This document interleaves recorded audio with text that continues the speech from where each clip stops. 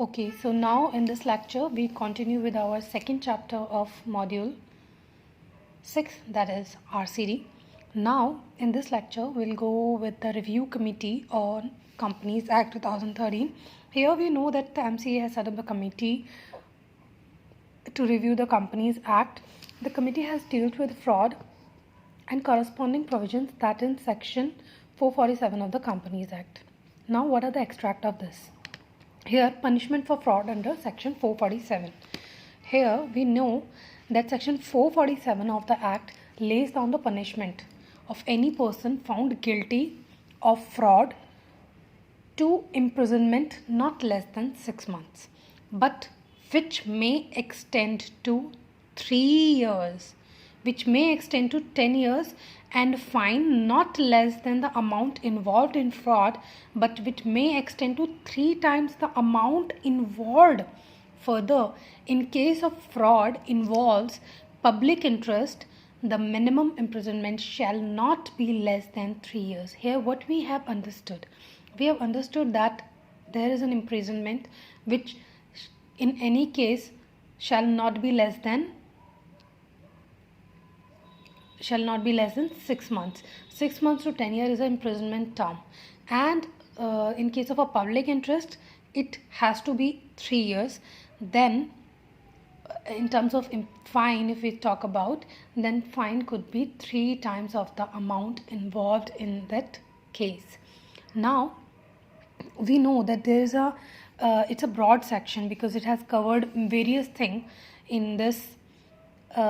So the committee observed that the provision has a potential of being misused and may also have a negative impact on attracting professionals in the post of, and therefore recommends only fraud which involves at least an amount of 10 lakh or 1% of the turnover of the company. Basically what they did, they have restricted the criteria that they gives a certain company as an exception. Like if the small companies, they have a less than 10 lakh rupees and the turnover of that company is not beyond 10 lakhs, then there is an exception for such companies. Now so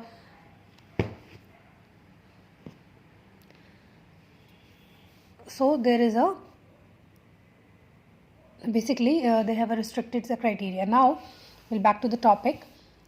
Here as per section 447, 441 comes into the picture that deals with the compounding of offences. There are certain offences which are compoundable. So here as per section 441 of the Companies Act, it basically deals with the fine only. Means only those offences can be compounded which have with fine only by the tribunal, and other offences punishable with imprisonment or fine or both, these are compoundable only by a special court. Okay, but earlier what used to happen, that earlier all such cases has to deal with the Companies Act 1956, but now in case of any imprisonment has happened, then we need to move to the special court. Tribunal has a power to compound certain offences that deals with fine only. Okay, so now we have to check out the another topic, that is officer in default. Now the Companies Act 2013 has brought in various changes to the Companies Act 1956 to make a new law more practical to the changing times and also to make more offences punishable with strict provisions. Now any act of the fraudulent nature would have a telling effect on the directors KMP. In this regard, it is interesting to note that term officer in default has been massively rehauled in order to make more types of persons accountable. Now as per section 2 subsection 60 of the Companies Act, or we may call it as a proviso 60, when there is no subsection involved, we may call it section 2 proviso 60 of the Companies Act 2013, deals with officer in default includes For purpose of any provision of this act, the whole-time directors comes into the officer in default, KMP also comes into the picture, or person who are providing directions to the company. Basically, from whose directions companies are working or doing certain acts, then their persons are also comes into the officer in default. Also, when it comes to issue or transfer of shares, then RTA and STA also comes into the picture, and merchant banker is also classified as officer in default. So what we have learned from this topic is that there is a whole-time director, there is a KMP, and in whose direction company is accustomed to act for certain period, for certain act, for certain thing, then that person also comes into the officer in default. And in case company is listed or has issued some share, then RTA, that is registrar or share transfer agent, or merchant banker, has also qualified in this officer in default. Now we have to check out the subsection 2 proviso 50 when defining the term of KMP. What KMP is, because KMP is a broader term. It comes, it basically a group of certain people. What KMP? Basically, whom we can call. Even CS is also included under KMP. So, KMP in relation to a company includes CEO, MD, whole-time director, manager or company secretary, or CFO, such person who is one level below the board of director as KMP or such other officer. Okay, let's read it again. That what we have learned is that there is a CEO, MD, whole-time director we have also covered earlier also, and now there is also a whole-time director or MD, or manager or company secretary or CFO. CFO who's a CFO, basically mostly a CA, and the company secretary and the manager, whole-time director, CEO, such other person who is one level below the board, directly one level below the board, is termed as a KMP. Now, thus it even become more important for directors and other professionals to act diligently in order to save themselves as officer. They may attract penal provision for fraudulent. Now there is a question arises that companies act and directors have to work more diligently. They may attract penal provision. Comment.